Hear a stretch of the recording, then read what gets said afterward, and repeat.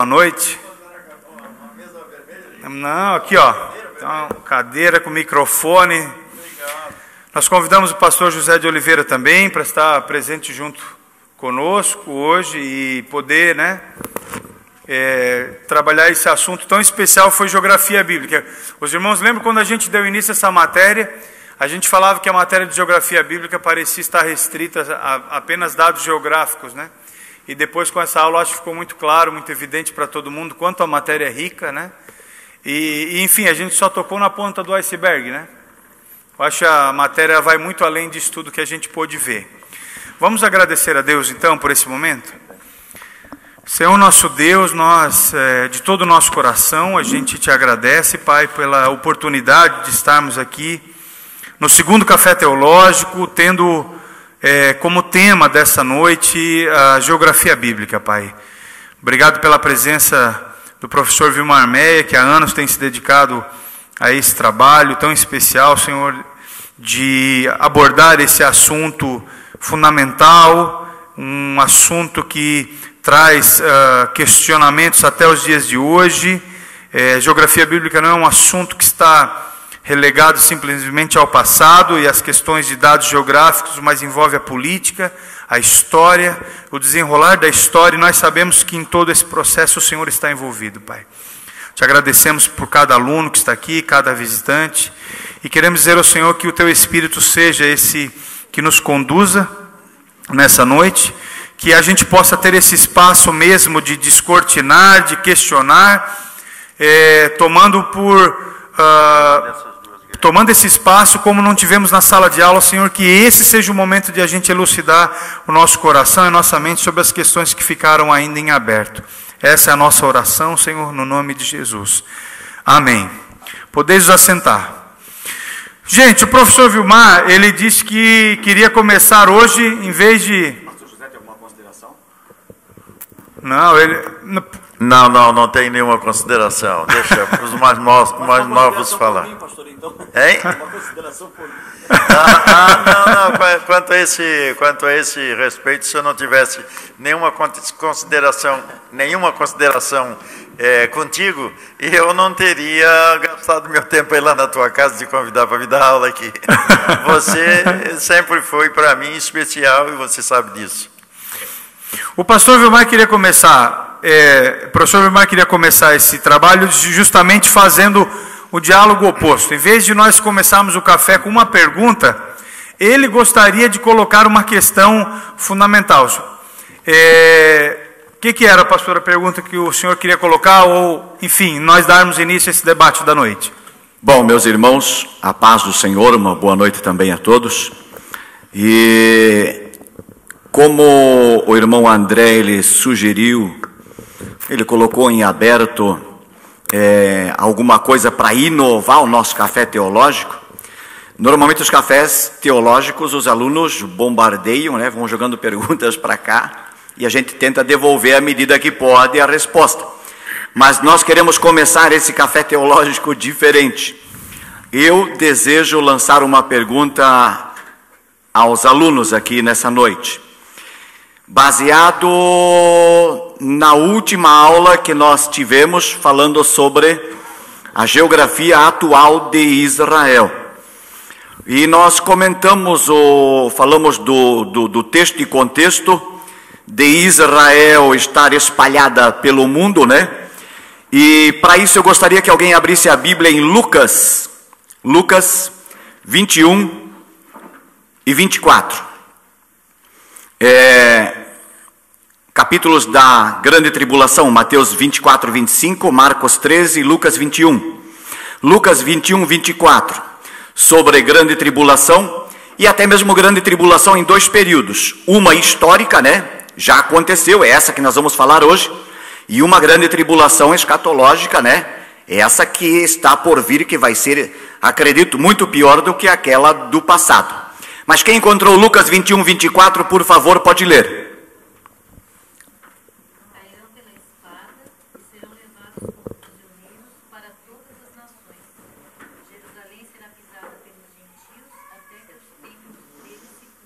Amém. Palavras de Jesus discípulos em volta de Jesus, as pessoas comentando. Jesus começa a colocar uma situação sobre o templo, sobre a cidade, sobre o povo. Diz que a cidade seria destruída, e neste versículo em particular diz que os judeus, eu já estou me antecipando, preparando a resposta para vocês daquilo que eu vou perguntar, tá certo? Jesus já está antecipando e dizendo que haveria um ataque a Jerusalém, que ela seria destruída ao fio da espada, e os judeus se espalhariam, aspas, né? Israelitas se espalhariam pelo mundo, e Jerusalém seria pisada pelos gentios até que o tempo dos gentios se cumprisse. Bom, uma verdade oculta: se Jerusalém é pisada pelos gentios até que o tempo deles se cumpra, então quando cumprir-se o tempo dos gentios, Jerusalém não será mais pisada pelos gentios, e sim pelos judeus, pelos nativos, né? Na árvore genealógica, os israelitas. E nós estamos entendendo que dentro da escatologia estamos rumando no funil, né? Estamos entrando no bico final deste período profético que antecipa a volta de Jesus. Então esse texto, Lucas 21, 24, diz que Jerusalém será destruída, os judeus, os israelitas seriam espalhados pelo mundo, e os gentios pisariam nela até que o tempo dos gentios se cumprisse. Minha pergunta é baseada na aula da semana passada. Eu dei a introdução e acabei não falando, mas eu disse aos irmãos que o Brasil tem quantos anos? 22 de abril, quando ontem? 1500, né? A descoberta. 514 anos tem o Brasil. Somos país de primeiro mundo? Não. Pois é, Israel tem quantos anos de idade? Vamos levar em consideração? Não. Olha só, o reconhecimento pela ONU, 29 de novembro de 1947, reconhecido como nação pela ONU, no dia em que Oswaldo Aranha presidia a reunião. A votação para o reconhecimento de Israel empatou, e Oswaldo Aranha, com o voto de Minerva, decretou reconhecido o Estado judeu. 29 de novembro de 47. 14 de maio de 1948, Davi Ben-Gurion, a exemplo do nosso Dom Pedro I, declara a independência de Israel. 14 de maio de 48. Considerando a independência em 48, Israel tem quantos anos? 66 anos. Comemoraram. A data de passagem de anos de Israel é diferente, né? Não é o nosso calendário ocidental. Eles contam pelos anos, estão no ano 5000 e isso me foge agora da conta, não saberia informar. E então a questão é: Brasil tem 514 anos, Israel tem 66. Quero perguntar aos irmãos então agora, a base está lançada para a pergunta: por que Israel é país de primeiro mundo com 66 anos de idade e o Brasil tem 514 e não é? Aí os irmãos podem entrar na questão. Questão econômica. Cultural também, porque apesar de eles estarem espalhados, a cultura deles... Questão cultural, ótimo. Fechou, maravilha. Mas melhora a resposta para os irmãos na questão cultural. O que contribuiu para que a cultura israelita ou judaica, desculpe pastor, ficasse à frente de outros povos e do nosso país? E os países também mais novos que o Brasil são mais envolvidos. Eu acho que a questão de grandes cabeças pensantes do mundo atual, que estão espalhados pelo mundo inteiro, Eu disse aos irmãos que lançaria a base para a resposta. Quem observou a leitura do texto, né, que nós fizemos, cultural, beleza. Administração, maravilha. Economia.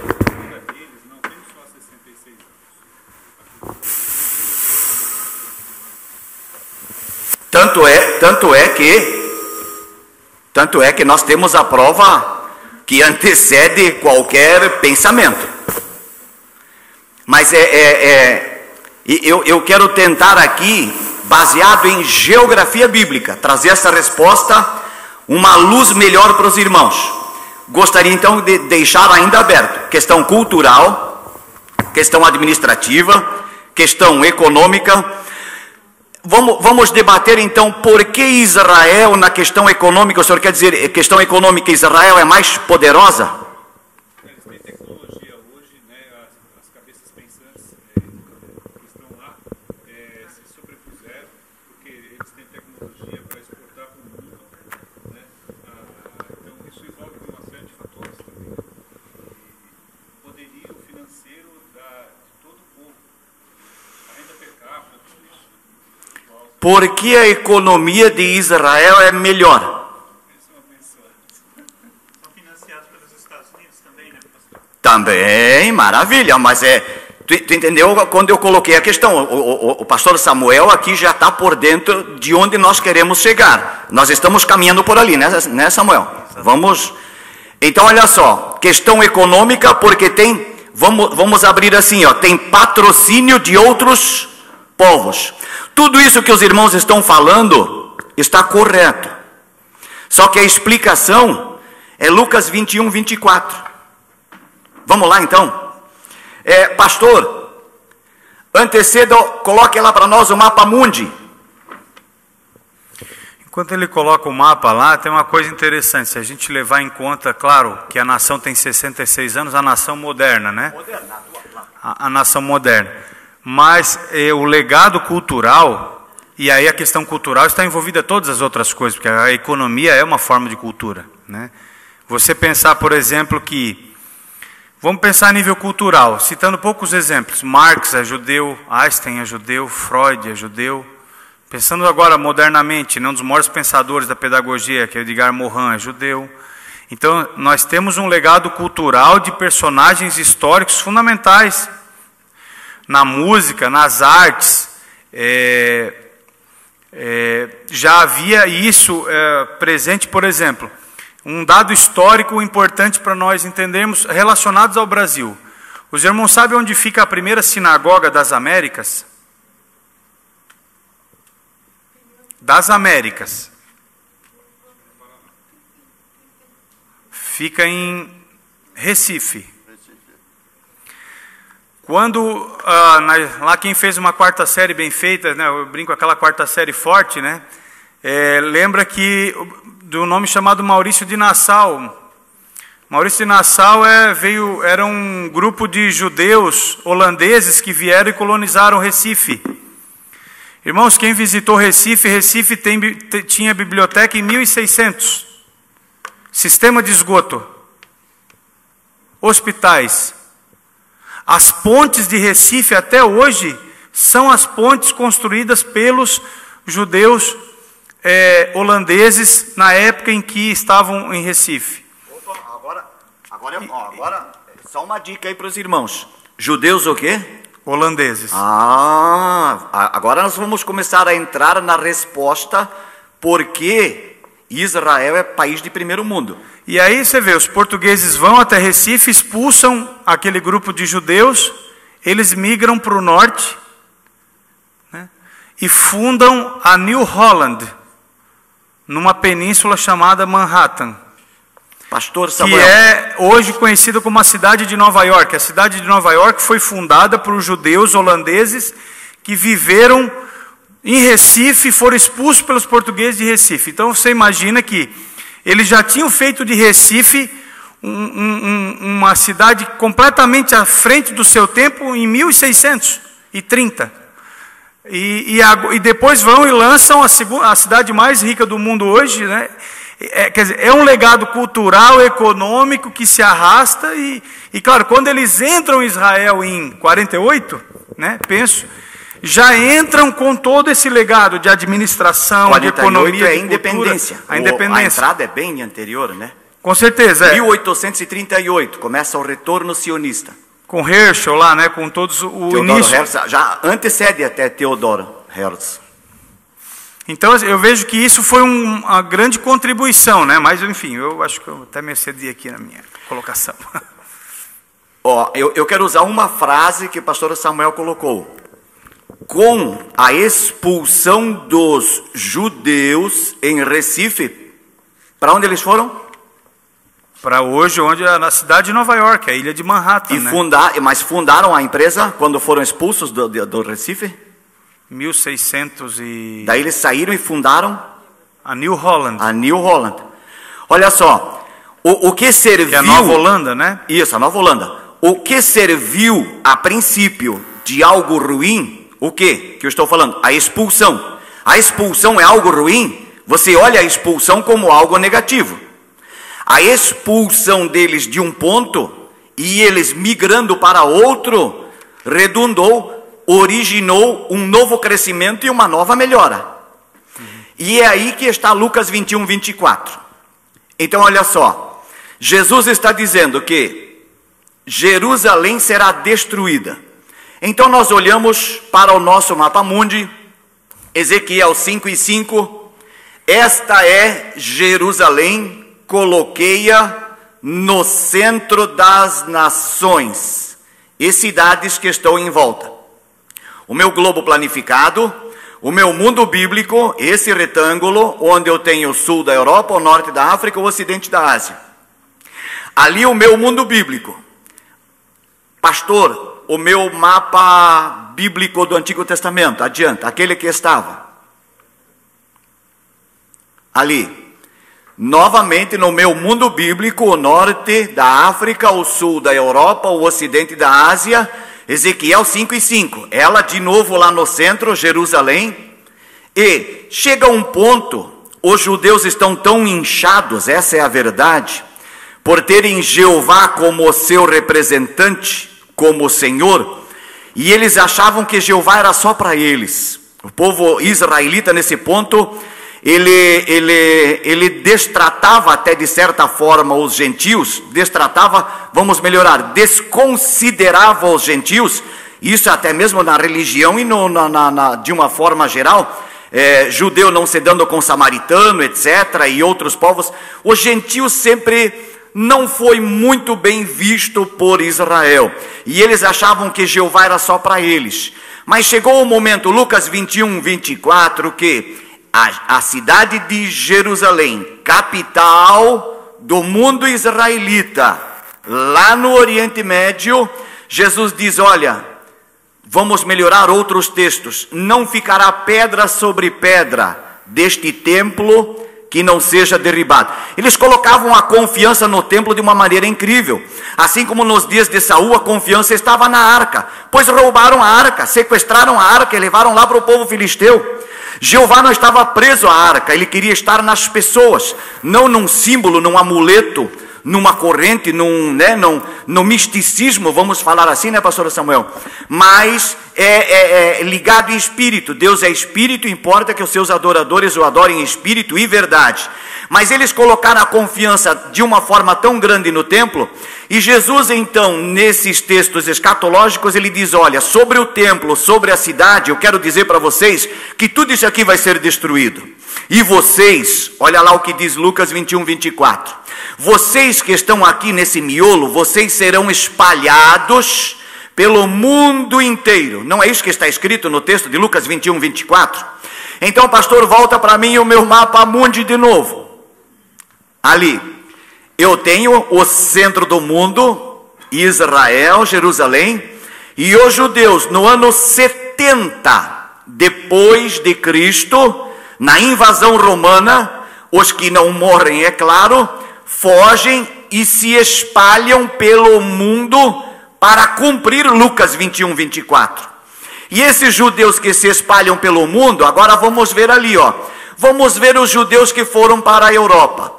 1300, 1400 vão começar as grandes navegações, onde portugueses, espanhóis, holandeses e assim por diante começam o quê? As grandes navegações.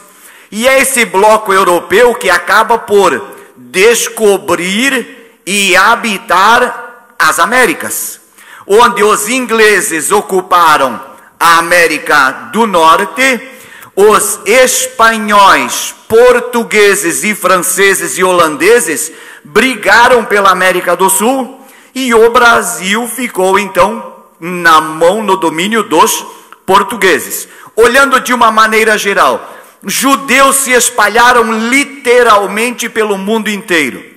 Quando começa 1800, vamos dizer assim, a arrancada dos últimos 200 anos no nosso calendário. Os últimos 200 anos foi de uma mudança tremenda. O que aconteceu? 1838, estes judeus que estão espalhados pelo mundo se encontram pela primeira vez. Olha ali, isso aqui são dados, eu mostrei na última aula, extraído de Notícias de Israel. André, pega uma aguinha. Notícias de Israel de outubro do ano 2000. Olha ali, 1838, fundado em Viena, uma sociedade chamada Die Einheit, ou a Unidade, uma organização judaica secreta destinada a fomentar a emigração dos judeus para a Palestina. Ou seja, 1838, judeus ricos, aí agora vem a economia, certo? Judeus ricos se organizam e levam colônias de judeus para a Terra Santa. Compram levas de terras dos palestinos. Os palestinos, sem saber para quem vendiam, cederam as terras, escrituradamente falando. Quando descobriram que eram judeus, queriam a terra de volta. Os judeus, claro, não devolveram. E aí começou o conflito palestino-israelita. A terra é minha, não, a terra é tua, não, a terra é minha, não, é minha, é minha, é minha, é minha. Bom, os judeus não queriam sair, os palestinos forçaram e começou o conflito e morte entre palestinos e judeus. Então olha ali, quando no ano 70 a terra ficou vazia,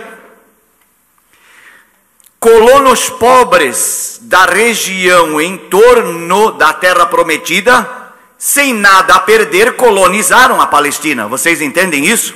A terra ficou vazia. No ano 70, os romanos invadiram, os judeus, os israelitas fugiram. A terra ficou vazia e passou a ser ocupada, olha ali, por africanos, iraquianos, iranianos falando, árabes de uma forma geral, asiáticos, europeus, migraram para lá. Esta mistura de povo deu origem a um novo grupo étnico conhecido como palestinos. Agora um detalhe, os palestinos estão lá desde o ano 70. 1836, judeus ricos se organizam para ir para lá, compram as levas de terra, e aqueles palestinos que venderam agora querem a terra de volta. Bom, isso é inviável. Até que 29 de novembro de 47, essa questão da Palestina caiu na ONU. E então Israel foi reconhecido como nação. Mas a resposta em si, que eu quero dar e abrir para as perguntas dos irmãos, que é o nosso objetivo nessa noite, essa foi uma pergunta inaugural, né? Por que Israel é país de primeiro mundo? Olha ali, 1836, essa primeira sociedade fundada pelos judeus, Die Einheit, a unidade, fomentou o quê? A migração dos judeus espalhados pelo mundo para Israel. Israel começou a receber judeus então de onde? Da Ásia. Agora dá para entender a questão cultural, a riqueza cultural, não só antiga, bíblica, religiosa lá, mas a questão cultural e econômica, onde? Por exemplo assim, por que Israel hoje é um dos países que mais exporta tecnologia agrícola? Porque aprendeu a plantar em tudo quanto é tipo de terra. Nos israelitas que se espalharam pelo mundo, cada um do seu continente, vindo a Israel, deu a sua contribuição. Assim como na matemática, na ciência, na filosofia, enfim, cada um no seu ramo, esses judeus que trouxeram dos seus países tecnologia, cultura, economia, é que fez com que esse país, em 66 anos, se tornasse potência de primeiro mundo. E é claro, nunca esquecendo o projeto de Deus escatológico de refazer essa nação. Porque isso que eu estou falando, na realidade, é o cumprimento de uma profecia do livro de Ezequiel, o vale de ossos secos. Um anjo toma Ezequiel pela mão e o leva a um vale de ossos secos. E pergunta a Ezequiel: Ezequiel, esses ossos poderão tornar a viver? Ezequiel tem medo de responder e diz para o anjo: Senhor, tu sabes. E então o anjo ordena. Ezequiel ordena os ossos para se juntar osso com osso. Baseado no que eu disse. Os irmãos estão entendendo a profecia de Ezequiel? Ossos espalhados pelo mundo são o quê? Os judeus, os israelitas que se espalharam pelo mundo, que etnicamente ou politicamente já eram dados como mortos. Não existe mais essa nação desde o ano 70. Então, politicamente falando, essa nação não existe mais, ela está morta, são ossos secos. A pergunta é: desde o ano 70 eles poderiam voltar, ou seja, quando a ordem é dada, Ezequiel profetiza para que se junte osso com osso. E diz a Bíblia, se juntou osso com osso e foi um grande reboliço. Isso mesmo, quando os israelitas voltaram para a terra prometida, na questão da Palestina, ocorreu o reboliço. Os palestinos ficaram numa situação difícil agora, vendo a terra que eles tinham em poder desde o ano 70, e agora chegam estrangeiros e começam a formar colônias. Pastor, queria dizer algo, pastor Samuel? Não, estou só... Então, na segunda parte da profecia, seria ordenado o quê? Nervo, carne e pele. Ou seja, está falando da organização política. E hoje Israel, politicamente, também já é reconhecido pelo mundo, porque tem o parlamento, tem o Knesset, tem governo, tem ministro, tem presidente, enfim, toda a situação que o mundo, reconhece de um país. E a última parte da profecia, então, era para Ezequiel soprar neles o quê? Sopra agora o Espírito. Bom, isso ainda não aconteceu. Porque o Espírito representa a vida religiosa de Israel. Essa parte de Ezequiel só vai se cumprir quando tiver o templo reinaugurado em Israel. Para a última parte da profecia, que é o quê? A vida espiritual e religiosa da nação. Porque hoje não tem sacrifício, não tem ofertas, eu diria de uma forma geral, porque não tem templo, né? Mas a nação política está lá. Inclusive, o local do templo hoje é um local de posse árabe, né? E não de posse judaica, né? Mas, gente, a ideia... Era a minha primeira, só para ferver um pouquinho. Diante disso aqui, o que a gente poderia concluir hoje, assim, a respeito de Israel? Uma nação economicamente muito desenvolvida, né? Uma nação culturalmente desenvolvida, mas uma nação em crise, né? Com os seus vizinhos, né? É inegável o fato de que ele está no meio de um monte de abelhas, né? Alguém levantou aqui a questão cultural, assim, eu não sei quem foi que apontou aqui. Foi você, Léo? Quando você fala de que existe ali uma riqueza cultural, em que a gente pode citar exemplos assim na prática, que você poderia lembrar assim de que essa nação... Na verdade, eu acho que houve dispersão, sim, foram dispersos, mas o que eu quis dizer culturalmente é que existia uma raiz muito forte deles como nação, ainda que não, meio devastado. O próprio idioma, né? Exatamente, né? Eles tinham, é o que hoje a gente vê muito nos americanos, né? Um nacionalismo muito forte, os judeus sempre tiveram isso. E mesmo espalhados, eles, como nação, talvez não cresceram todos juntos, mas como o pastor falou, eles cresceram espalhados, mas cresceram, né? aprenderam e se multiplicaram onde eles estiveram, e sempre com aquela... Eles não deixaram de ser uma nação, né? Ainda que estivessem espalhados, eu acho que isso estava intrínseco nos judeus. E quando eles voltaram, eles trouxeram a força que eles cresceram, mesmo fora, mas cresceram de alguma forma. Culturalmente, eles se abasteceram, não dentro, mas em outro lugar, né? É como um jovem que se forma e vai fazer estágio. Ele vai tentar aplicar o que aprendeu, vai na empresa que está estagiando, trazer alguma coisa para a vida pessoal dele e profissional também.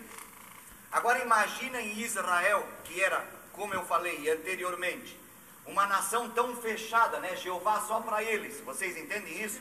Onde o gentio ficava descartado do plano deles. Mas Deus não queria isso, tanto é que Deus disse para Abraão: em ti serão benditas todas as famílias da terra. Mas Israel, que estava vendo isso só para eles, olha só o que aconteceu agora, recebendo o povo deles, genealogicamente falando, trazendo essa cultura estranha. Agora, cada um do seu país, contribuindo com um pouco dessa cultura, mas tendo agora dentro do país essa miscelânea. Como eles tiveram que abrir esse conceito. E de maneira geral a gente pode até perceber que os últimos presidentes de Israel são militares. E mais, os partidos políticos que ascendem ao poder são partidos da ala mais radical, não de alas equilibradas. O que dá a entender, né? Eu nunca estive lá, né? O pastor José já esteve, né? Você já esteve, eu acho que vocês foram juntos. Mas o que dá para perceber também é que há uma certa ainda tensão interna no país, de maneira em que eles não conseguiram ainda encontrar um equilíbrio. Assim, há uma disputa política muito forte lá dentro, entre a ala ultra-ortodoxa, né, e outra ala mais liberal. E em função disso a gente percebe, inclusive, que as intenções dos Estados Unidos de colocar água com açúcar e tornar o debate mais ameno com os palestinos, tem não surtido grande sucesso, muito pelo contrário. Os embates têm sido que Israel tem descumprido, inclusive em muitos momentos, a determinação dos Estados Unidos, e isso é uma grande demonstração que o país ainda, por fato de estar se encontrando, ainda está envolto ainda de uma série de tensões políticas muito fortes. Eu penso que eu venho acompanhando a história de Israel desde os meus 15 anos de idade. Eu, quando olho para Israel, vejo o fator político, vejo uma série de coisas que os homens políticos olham, mas tem uma coisa predominante na vida de Israel. Sempre quando estudo geografia ou qualquer uma outra matéria da Bíblia, vocês não podem se divorciar de um negócio que se chama Torá. Os judeus é o que é, porque ele está sempre unido à sua Torá. Se você for na primeira sinagoga da América do Sul, está lá um rolo da Torá.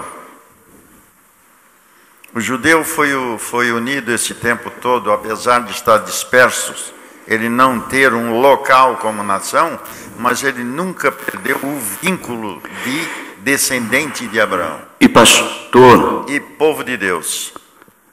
Até mesmo porque nos filmes que nós vemos, filmes seculares da cultura judaica, por exemplo, filmes, vamos chamar de recentes, né, sobre a perseguição nazista, o Holocausto. Você vai ver filmes centrados em famílias, por exemplo, antes de um ataque, a família sentada à mesa, onde o pai faz uma leitura da Torá, é feita uma oração, ou seja, aquela concepção que para nós chamamos de culto familiar. Isso eles nunca deixaram de fazer. Nunca perderam. Foram para tudo quanto é canto, mas isso eles levaram junto. Este é o segredo do judeu. Porque na realidade a palavra de Deus é ali que está a vida. Tanto para os judeus como para o outro povo, os cristãos, ali é que está o segredo. Eles são o que são pela unidade que eles têm em torno da Torá. Eles estão na América do Sul, eles falam a mesma linguagem que o outro lá da Ásia, o chinês, o japonês fala.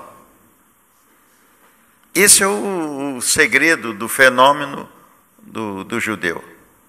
E Deus tem uma bênção, apesar de eles estar sobre a vara, o chicote divino, porque eles foram desobedientes e cometeram uma desobediência meia grande, uma obstinação meia grande com relação ao seu Redentor, Romanos 11, né? Ao seu Salvador. Romanos 11, que é a vara.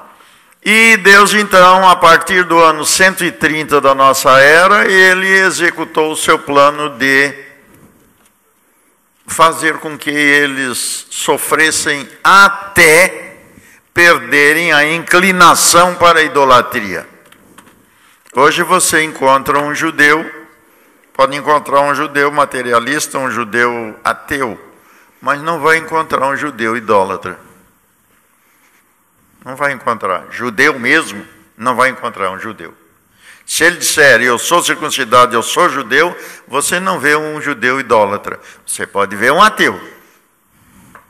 Ateu por causa dos fornos crematórios, por causa das barbaridades que eles passaram, que eles não entendem. Agora, idólatra não.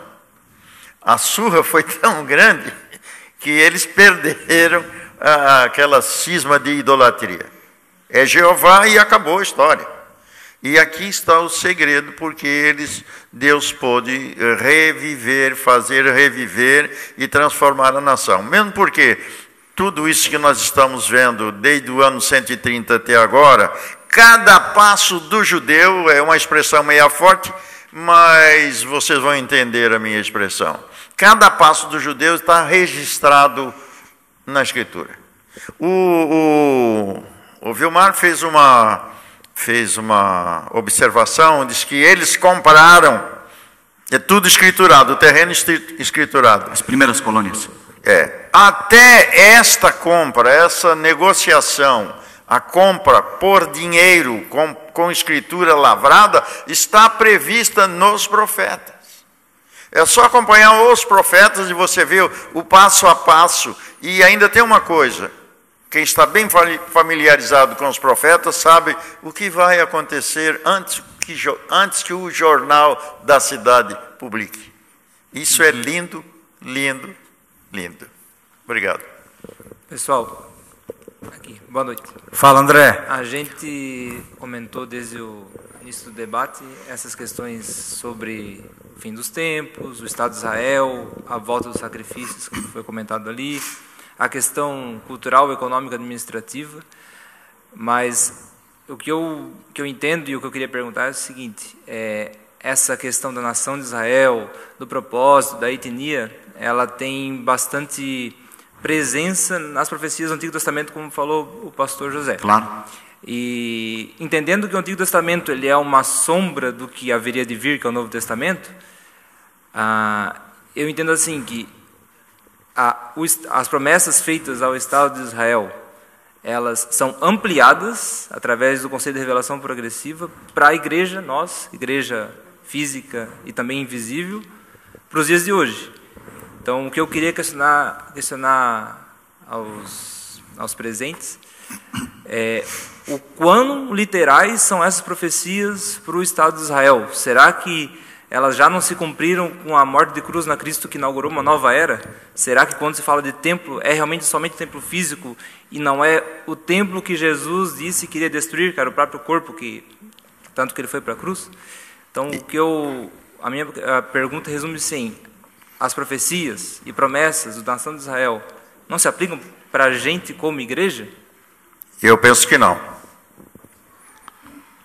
Para mim, nós temos duas coisas, tanto que a própria Bíblia mostra isso de uma maneira singela. Novo Testamento, de Jesus para cá. Antigo Testamento, até Jesus. Porém, o judeu não renunciou à Torá. O judeu não reconhece Jesus como Messias. O que está valendo para o judeu é a antiga profecia. antigas, até de Gênesis a Malaquias. E se você quer conhecer a profecia nesse particular, a profecia é literal para Israel. Enquanto que na morte de Jesus, o reino que estava abrindo agora era espiritual, o reino de Deus, né? Então, esse Jesus, esse Messias que veio, que eles não viram, inaugurou sim uma nova era, na minha concepção. Ele inaugurou um novo mundo acordo com o ser humano. Um mundo espiritual, onde quem começou a desfrutar foi o gentio. E eu diria até, como eu ia citar ali, ó, Romanos 11, 23, Paulo fala sobre a oliveira, onde está o ramo natural. Eu falei no ano 70, pastor José, ele abriu aqui um leque, não sei se vocês perceberam, ele colocou uma segunda data, 130. Essa data que ele está colocando varia de 130 a 135, quando os judeus, naquele ataque de 70, fugiram. Alguns judeus teimosos, não imediatamente, Lucas 21, 24, fugiram para longe, mas ficaram nas imediações. Quando a poeira do Império Romano baixou do ataque e destruição de Jerusalém em 70, esses judeus tentaram voltar.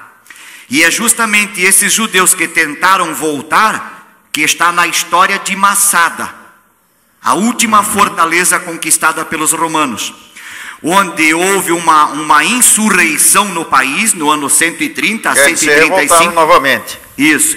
Tentaram fazer um levante para retornar à nação, e o último refúgio desse levante e desses judeus foi a tomada de Massada, no sul do Mar Morto.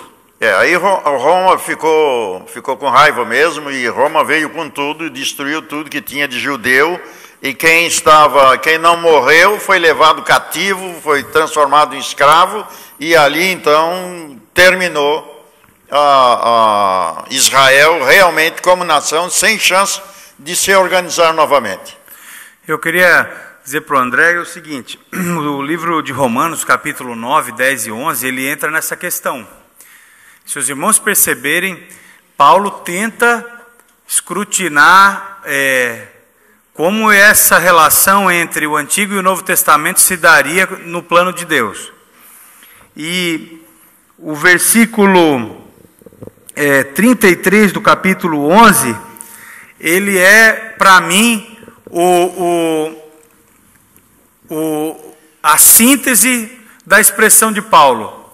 Paulo vem desde o capítulo 9 dizendo o seguinte, os judeus têm a promessa, Deus vai tratar com eles, né? E entra no capítulo 10, e aí ele vai falar que nós cristãos somos salvos pelo sangue de Cristo, o pecado, e aí ele tenta juntar as coisas, a salvação dos judeus com a salvação cristã. E aí ele acaba concluindo assim, como são grandes as riquezas de Deus, como são profundo o seu conhecimento e a sua sabedoria, quem pode explicar as suas decisões? Quem pode entender os seus planos? Eu pensei assim que ele foi, pensando, e ele chegou num nó que ele não conseguiu desatar. E ele desistiu dizendo, quão grandes são os pensamentos de Deus, quão grandes são os seus desígnios, porque de fato Paulo não conseguiu chegar a uma conclusão nesse aspecto. Ele não conseguiu determinar, por exemplo, quem é o relógio do mundo, essa é a expressão, né? É Israel ou é a igreja? Né? Eu tenho uma pequena diferença em relação ao pensamento do pastor Vilmar e do pastor José no seguinte sentido.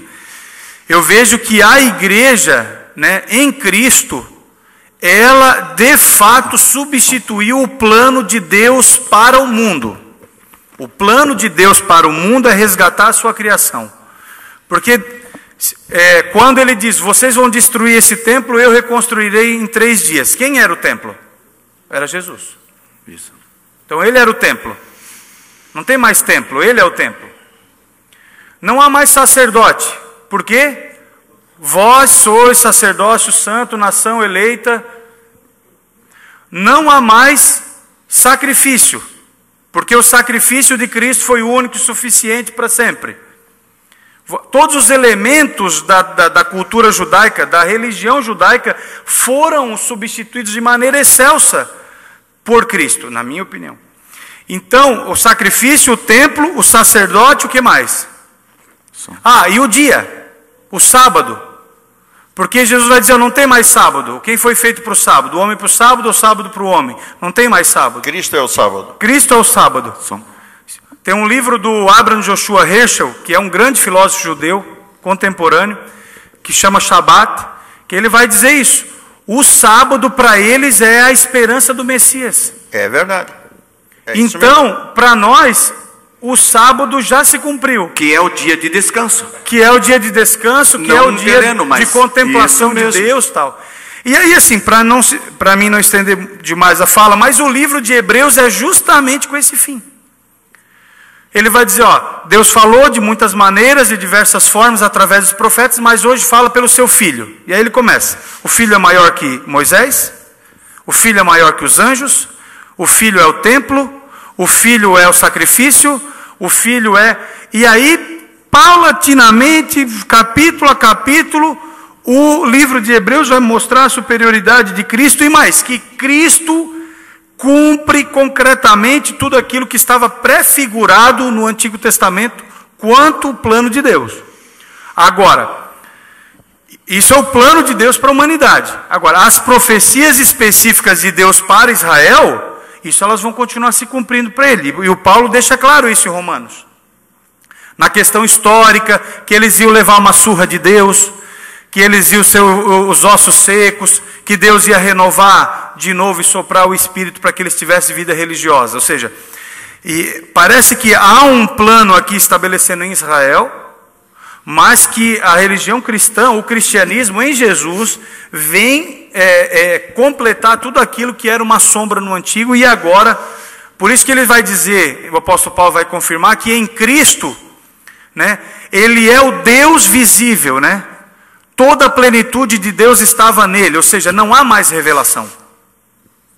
É o que ele vai dizer, não tem mais revelação, porque tudo o que era para ser revelado já estava em Cristo. Então, se tudo que era para ser revelado está em Cristo, não tem mais nada oculto, a não ser aquilo que Cristo nos revelou. Eu vejo que eu ainda ficaria com o versículo 33. Quão grande é o seu conhecimento, quem pode escrutinar as decisões de Deus? De fato, para mim hoje, eu me dobro junto com Paulo diante dessa questão, sabe? Era isso, só fazer uma colocação. Eu só queria perguntar o seguinte. Em 70, a terra de Israel ela foi dominada e aí todo o povo foi expulso. Então a terra ficou vazia. Aí vieram os outros povos. Essa miscelânea que nós comentamos ali, né? Fizeram e constituíram o que a gente chama de Palestina hoje. Isso. Aí o palestino, em uma determinada época, ele começou a vender as terras para os judeus. Tá? Por que ele quis depois a terra de volta? Ele vendeu, está vendido. Assim, o conceito comercial claro, é assim, aquilo lá é meu. Por exemplo, a terra teoricamente não é de ninguém, né? Mas eu tenho a posse dela. Né? Então eu pego e transfiro a posse para você. Por que só porque era judeu ele queria de volta? Mas aí é que está a questão. Pastor, avança para mim no mapa mundo bíblico ali. Não era o judeu que queria de volta, era o palestino que queria de volta. Isso, o palestino. Então olha ali, o judeu que havia, o israelita, vamos falar assim, né? Que havia se espalhado pelo mundo, agora está retornando. E vamos pensar assim, esse grupo étnico novo, o palestino, que é o quê? A mistura de africano, árabe, asiático, europeu, enfim, né? Deu origem a esse grupo que está ocupando essa terra. Eles conheciam a história de Israel. Quem é que viveu aqui antes de nós? Nós estamos hoje ocupando a terra. Mas antes de nós ocuparmos a terra, tinha um país aqui. Quem eram esses habitantes? Os judeus.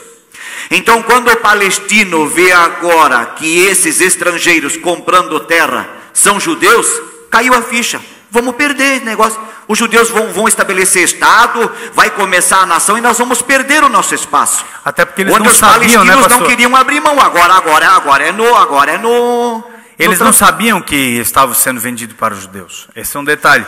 Eu sinto que o cheirinho de Jacó, ainda continua estando na pele deles até hoje. Como é que Jacó comprou o direito de primogenitura? Eles compraram a perna no pai. Nunca dizendo que eram judeus. Eram estrangeiros na Europa, enfim. Se ele passou a perna no pai, olha, o palestino para ele foi ficha. Porque, justamente, eles foram comprando a terra, irmão, sem que os palestinos soubessem que de fato eram judeus. Os palestinos achavam que estavam vendendo a terra quando para alguém, para um turco, para um russo. Estavam quando eles foram descobrir, o inimigo morava ao lado. Eram os judeus que estavam na terra. E aí foi onde começou as grandes guerras, né? Guerra de 67, de 59, e teve várias outras.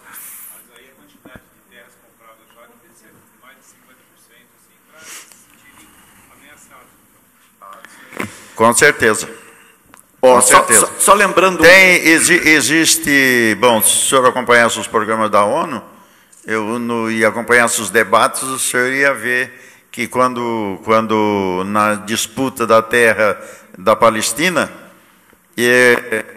o primeiro-ministro de Israel, na ONU, ele disse, eu quero saber qual é, perante toda a Assembleia, ele disse assim, eu quero saber qual é o documento que vocês querem. A Torá diz que aquela terra é nossa. A primeira escritura, né? Eles trouxeram a Torá, só os 5 livros de Moisés, assim, está aqui, que vocês têm traduzido na língua de vocês. Diz que é nossa. Agora, se vocês não quiserem aceitar isso aqui, aí o secretário do embaixador trouxe um baú. Estão aqui as escrituras que comprovam que a terra é nossa. Porque eles já haviam comprado quase toda a Palestina, a peso de dinheiro. E isso é profético. O profeta disse que eles haviam de comprar.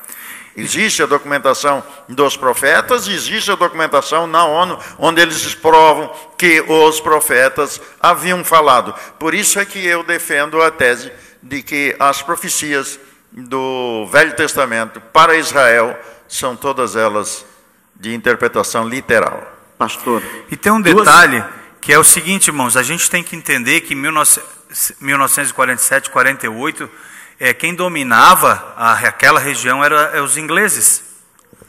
Eram os ingleses. Sob domínio inglês. Primeiro os turcos, depois os ingleses. No momento da transição para a nação, quem dominava eram os ingleses, ou seja... Se bem que os ingleses fizeram safadeza, porque eles foram lá exatamente para passar o terreno, aquelas terras para Israel, quando eles passaram para os árabes. E aí o que aconteceu? Na transição, embora eles tenham vendido muitas propriedades para os árabes, grandes porções de terra dos ingleses, que estava sob domínio inglês, depois acabou indo para Israel. Ou seja, quando ele recebe o Estado, ele recebe parte da terra do domínio inglês, como se abdicando daquela propriedade. E outra grande massa de terra foi de propriedade privada, de homens que foram lá, mulheres, e compraram como pessoa física daí, né? E aí, então, quando os palestinos foram ver... E outra coisa, irmãos, a terra tem 300 quilômetros assim, por mais ou menos uns 300 e pouquinho assim, por 100. E hoje, com a Cisjordânia, não tem nem 100. Santa Catarina? É o litoral de Santa Catarina. Santa Catarina? Norte. Aí, então, você vê que assim, quando a gente pensa, comprar uma terra, né? Não é o Pará, né? Nem a Amazônia, né? Você imagina 300 quilômetros daqui em Tubarão, e 100 quilômetros é de Florianópolis, ali, um pouco depois de Lages. É uma tira de terra, assim, que não é lá aquelas grandes supersônica, 5 minutos. 5 minutos atravessa. É um país muito pequeno, né? Muito pequeno, de fato, em extensão. E só lembrando essa questão de compras de terra, como isso é profético, né? Como diz o pastor, se a gente lembrar no ataque babilônico, o profeta Jeremias, ordenado por Deus diz para Jeremias, os babilônicos atacaram, foram embora, agora tu sai e compra terra. Você vou comprar terra para quê? Ele poderia ter indagado com Deus. Você vou comprar terra para quê? Isso aqui não é nosso. Vai lá, compra e investe, porque essa terra é de vocês. Ainda se negociará neste lugar. Então, texto de interpretação, voltamos à interpretação histórica de Jeremias, quando comprou terras nas imediações de Jerusalém, ordenado por Deus. Isso aconteceu quando Jesus veio, as terras estavam compradas. Nos dias de Jesus, eles ocuparam partes daquele, porque foram à Babilônia e retornaram depois de 70 anos. Isso foi o cumprimento histórico de Jeremias. O escatológico, eles perderiam a terra de novo e a recomprariam outra vez. André, aqui, Sidney. Pastor Vilmar, eu tenho uma dúvida. O senhor estava comentando a respeito do Vale de Ossos Secos, né? Sim. Que seria, então, nada mais do que o cumprimento de uma profecia a respeito de Israel. É isso? Isso. Isso, né? Então, essa questão do Vale dos Ossos Secos... São os judeus espalhados pelo mundo. Judeus espalhados e a reconstituição deles política e religiosa. De osso com osso, são as pessoas retornando. O reboliço foi a repercussão que ocorreu até chegar na ONU. E até que chega ao ponto de nervo, carne e pele, a estrutura. Quer dizer, quando a gente vê um boneco só de osso no chão é uma coisa. Quando eu vejo ele com nervo, carne e pele, eu estou vendo ele fisicamente. Certo. É a constituição física e política de Israel hoje. Religiosa também? Não, religiosa é a última que falta, o sopro. O sopro do Espírito. Que é certo. a vida religiosa, por não ter templo. Certo, Agora, nunca esquecendo, digite na internet, vá no Google e procure, digite lá, Instituto do Templo. Você vai ver que existe em Israel, falando para a nossa linguagem, uma faculdade teológica onde só aceita levitas.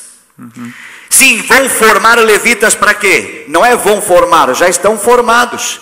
Quem acompanhou o Mensageiro da Paz aí de 6 meses atrás, isso eu já venho falando nas igrejas, nos estudos de escatologia, há pelo menos 5 ou 10 anos, o templo está pronto, é do tipo pré-fabricado. Caiu a mesquita, a área, foi determinado o local da construção, 3 meses está de pé e operando. Nesta última reportagem, você digita ali Instituto do Templo, sobre os levitas, vocês vão ver que até nos dias de Jesus tinha o presidente do Sinédrio, né? Sim. Hoje Israel já tem entre os levitas formados o futuro não, o atual presidente do Sinédrio, onde ele é o candidato ao sumo sacerdote, já de imediato, onde todas as peças estão prontas, vestimentas, tudo, já falta só o amém de Deus. Minha pergunta, pastor, seria o seguinte, essa questão do Vale dos Ossos Secos está no capítulo 37, né? 37. Isso.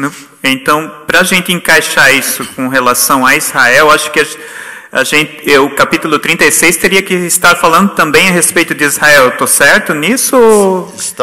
É a restauração da terra, se não me engano. 36 também fala a respeito de Israel, né? Restauração da terra. Restauração de Israel.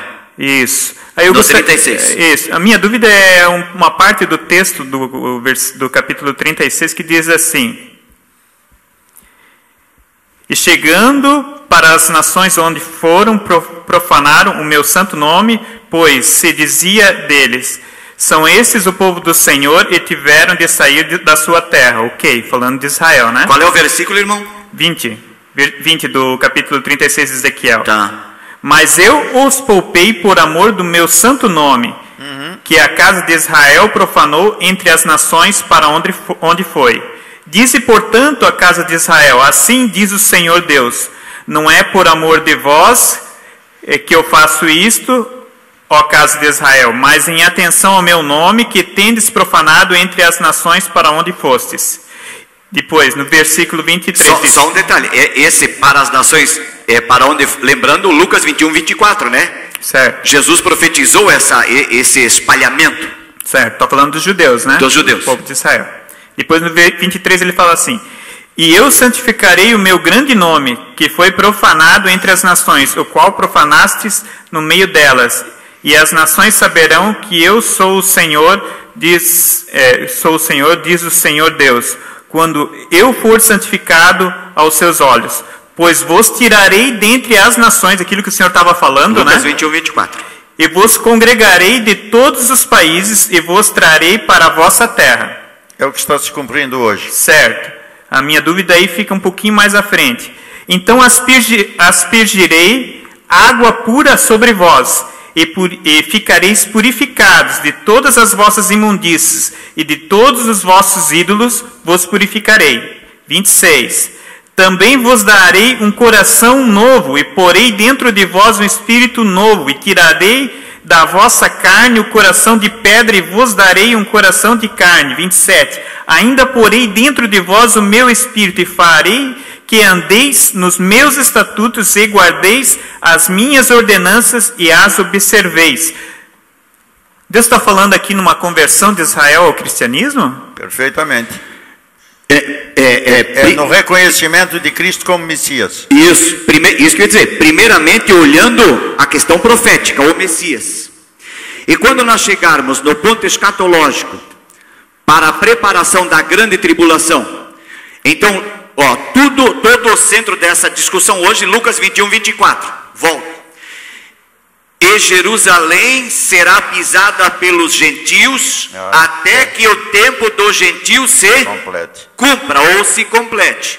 Quando o período dos gentios se completar, igreja, no arrebatamento, então o mundo está preparado para o início da grande tribulação, onde estaremos com o templo operando. 2 Tessalonicenses capítulo 2 fala da operação do iníquo em Israel, o anticristo querendo ser Deus, se assentando no trono, no templo, como Deus. Ele quer governar o mundo dali. Então até aí nesse ponto é Messias, povo judeu esperando o Messias, não cristianismo. O cristianismo foi pregado, a igreja foi arrebatada, existem cristãos que ficaram na grande tribulação, são esses que ficarão pregando na grande tribulação, isso é uma outra questão, salvação na grande tribulação, mas ainda o foco, a mente e o coração de Israel é o Messias. Agora, quando chega no final dos 7 anos da grande tribulação, onde Israel politicamente é exprimido, e eles vão deduzir que há tempos antigos eles escaparam várias vezes e reconstruíram a nação, mas o ataque do anticristo, a iminência da destruição é tão grande, a batalha de Armagedon, começando no norte de Israel, na Galileia, descendo depois para Jerusalém, porque são 2 etapas a batalha de Armagedon. Armagedon é a parte norte, uma configuração geográfica, nós mostramos a maior parte plana de Israel, mas o objetivo do anticristo não é aquele pedaço, é a partir dali estrategicamente montar uma base e descer para Jerusalém.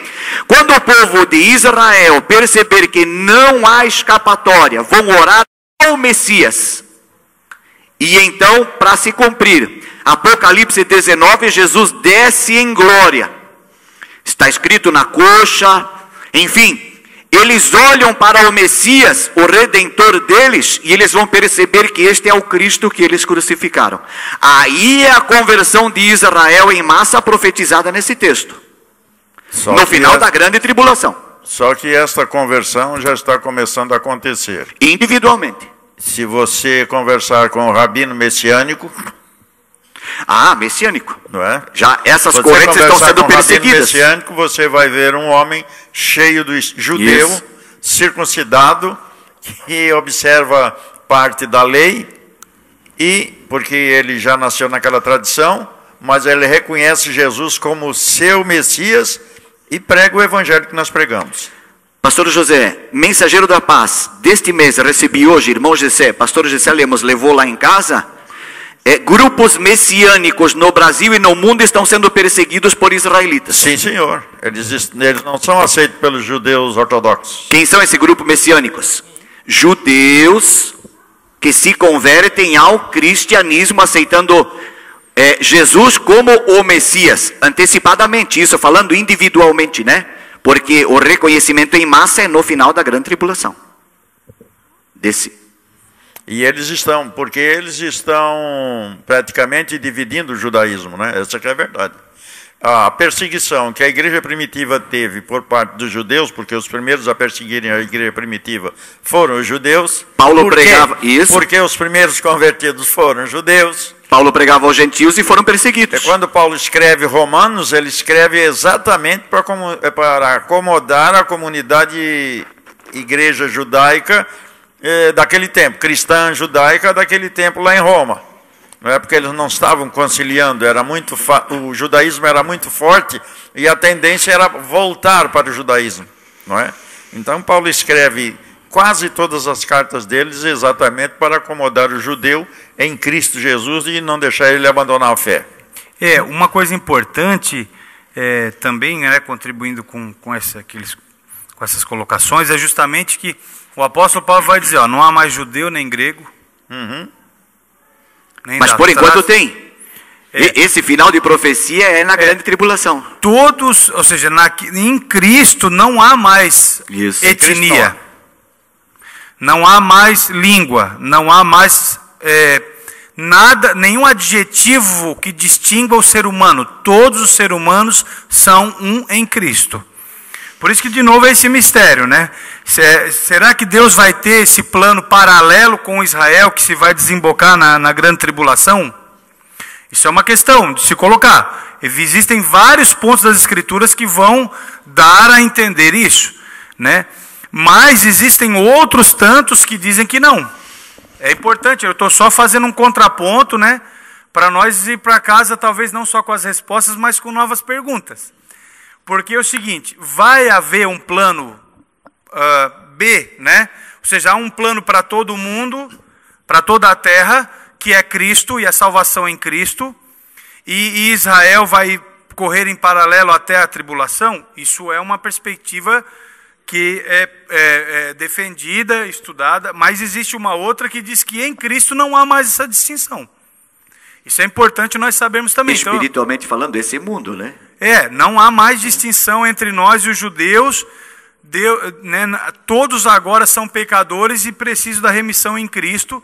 E aí, se você for, por exemplo, ouvir a igreja presbiteriana, os batistas, a ala tradicional, ela vai ter essa perspectiva. Que não há mais distinção entre judeu e grego, e gentil. Na ala pentecostal, na qual nós fizemos parte, assim, a grande tradição é essa, que Deus vai levar esses planos paralelamente, como, né, bem aqui em detalhes, né, foi explicado pelos pastores, e que no momento da tribulação Israel se rende ao Cristo que retorna. Então essas duas tradições estão muito fortes, e os irmãos vão encontrar na tradição reformada um olhar, e na tradição pentecostal um outro olhar. E aí, né, existem argumentos muito fortes nas duas escolas. E é fácil de se encontrar isso aí, a discussão na internet. E a Bíblia é assim, eu volto no 33 do apóstolo Paulo. Quão grande são os desígnios de Deus. Até uma terceira leitura. Por exemplo, já que nós mexemos na questão do rabino messiânico, se você for frequentar uma igreja messiânica de fundamento judaico, até um certo tempo eles vão te aceitar nela. Num determinado tempo, o rabino vai chegar a você e dizer assim, olha, procura uma igreja pentecostal para você e se una a ela, porque você não é judeu de tradição. Porque no fim, até porque tem que circuncidar, no fim, né, irmão? os dois não fecham. No fim, os dois não fecham. Parece que não há, Paulo diz que não há judeu nem grego, não há? Não há, de fato, em Cristo não há. Só que esta igualdade só será possível através da atuação direta de Jesus no milênio.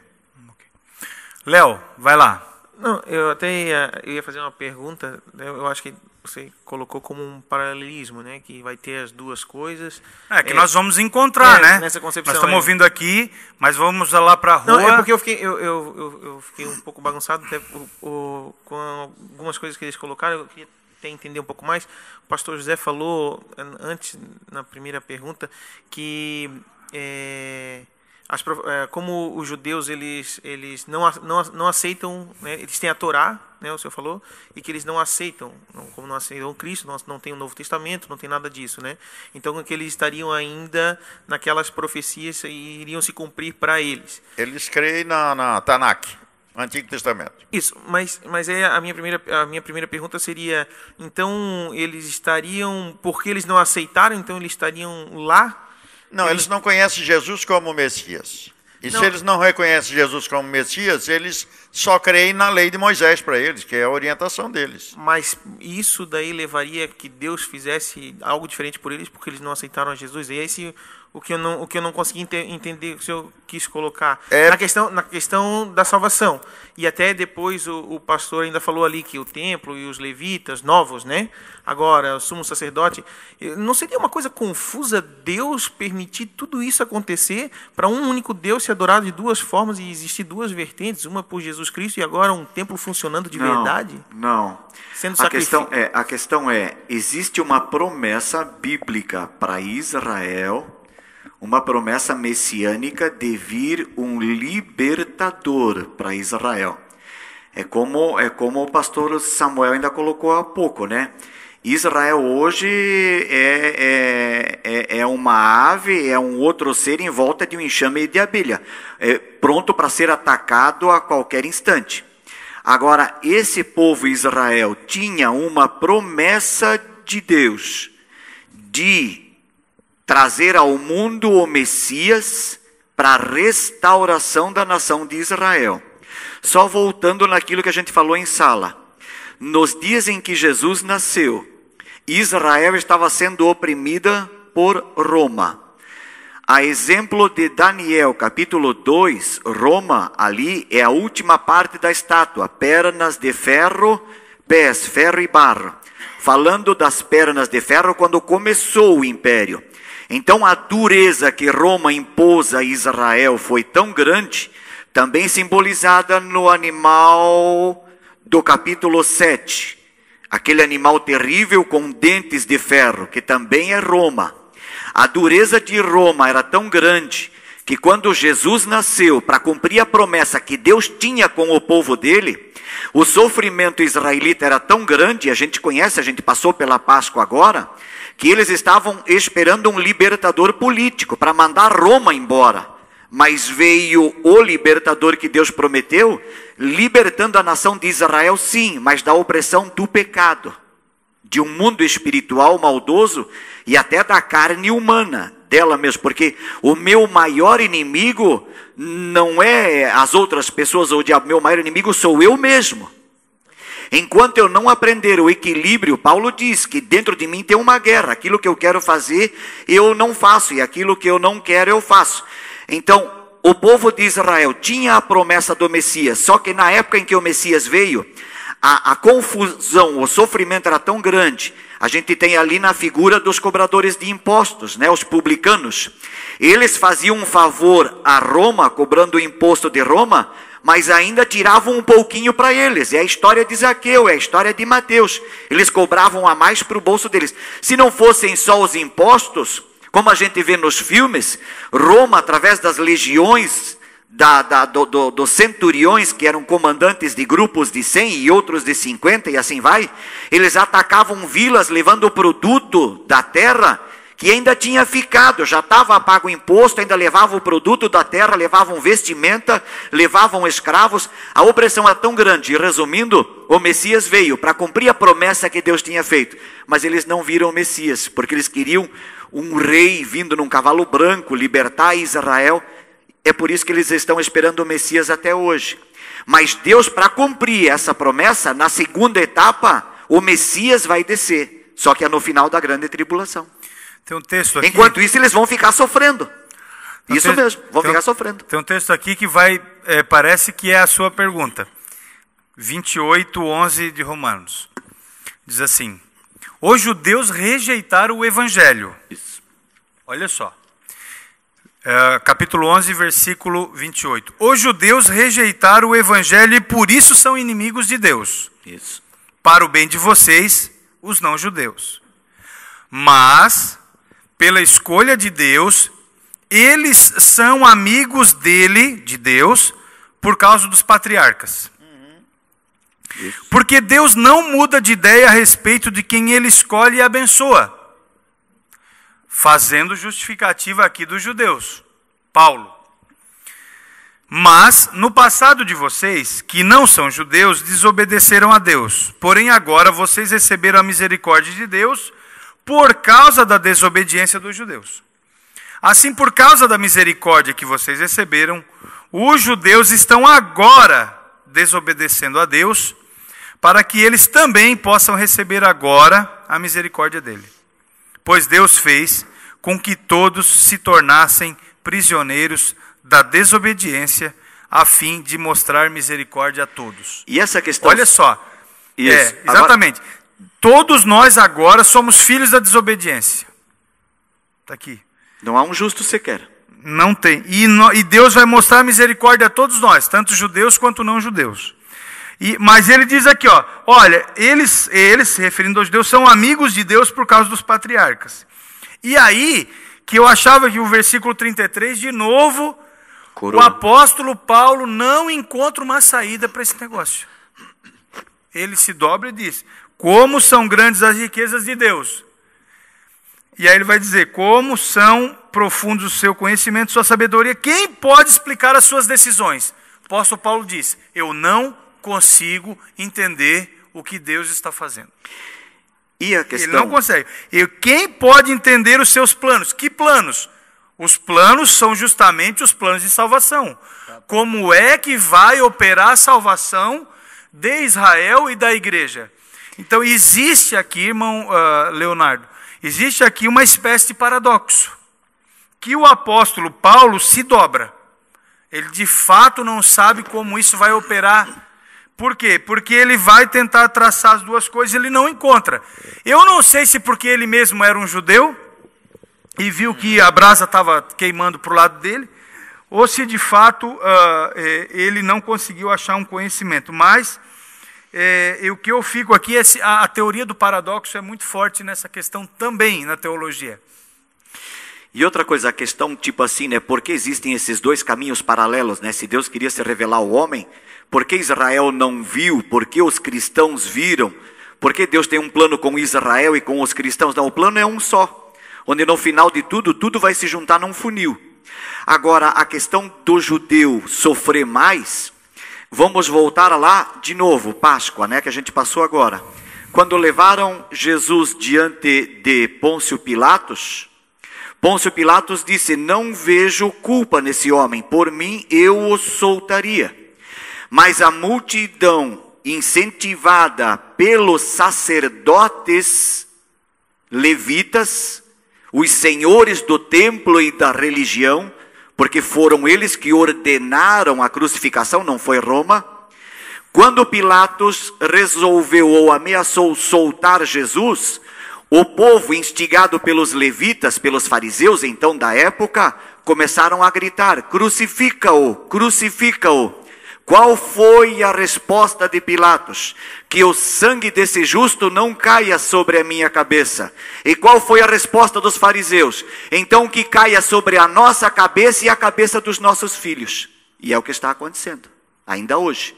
Aí você olha o Holocausto, você olha a perseguição nazista pelo mundo, judeus sendo incompreendidos pelo mundo inteiro de uma forma geral, os árabes que seriam assim os irmãos, filhos semitas, né, estão ali na tribulação, prejudicando ainda mais a nação.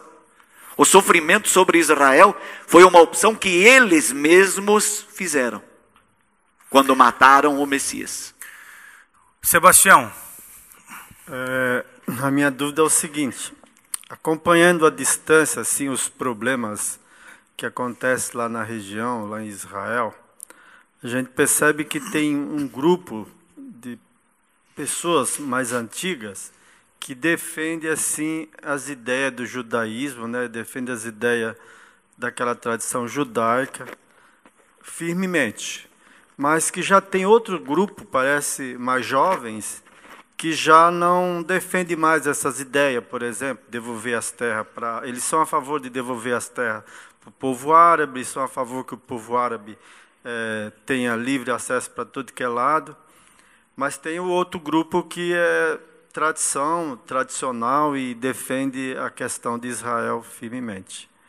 Eu pergunto, o judaísmo tem se diluído durante os anos, através das gerações mais novas, tem perdido a força? Nesse momento, agora ou na história? Agora, atualmente. Ou é pessoas que não são judeus que moram lá e por isso que pensam desse jeito? Porque às vezes eu estou aqui do outro lado, no Ocidente, e defendo aquela ideia de que o judeu tem que avançar mesmo, tem que buscar o território dele, tem que dominar.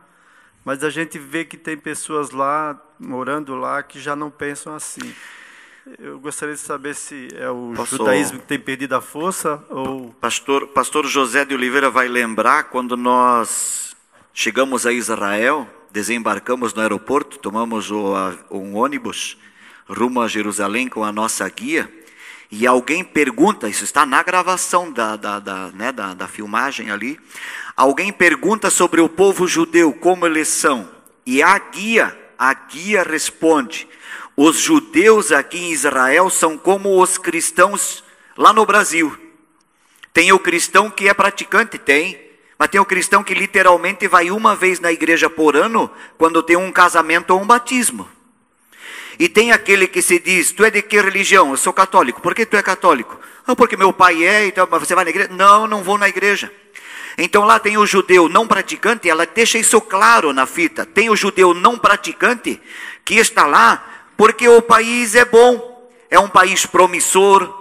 Essas promessas que a gente colocou aqui, elas ainda são vivas. Sionismo ainda é praticado hoje. Por exemplo, existe uma enciclopédia, pastor irmão José, que ela incentiva, é uma obra judaica, fala de geografia e história, ela era do Banco Cidade, organizada pelo Banco Cidade, que é judeu, e quando eu ministrava geografia bíblica para o Instituto Ibadege, naquela época, eu tive uma aluna que o patrão era gerente do Banco Cidade. E ela era empregada nessa casa. E então ela chegava durante o dia e falava para a patroa sobre as aulas, geografia, história, mas ela, não puxando a brasa para o meu lado, mas ela ficava fascinada com a geografia. E ela falava de geografia de uma maneira tão intensa para a patroa, que a patroa, sendo judia também, passou a falar para o marido, a nossa empregada está indo num instituto bíblico, e lá se ensina geografia, e o povo judeu lá nesse instituto, eles falam como um povo amado, o povo da promessa, mas quem é esse homem? E o contato entre a empregada e o patrão foi estreitando de um jeito, que ele tomou um desses volumes, que era editado, patrocinado pelo Banco Cidade, por exemplo assim, no Banco Cidade chega lá um cliente, e esse cliente é judeu. O gerente do banco, descobrindo que era um judeu, ele iria ver se o judeu era, agora vou voltar a essa questão, praticante ou não. Porque se não fosse praticante, ele dava uma enciclopédia dessa, enorme, bonita enciclopédia, e de um cunho histórico tremendo.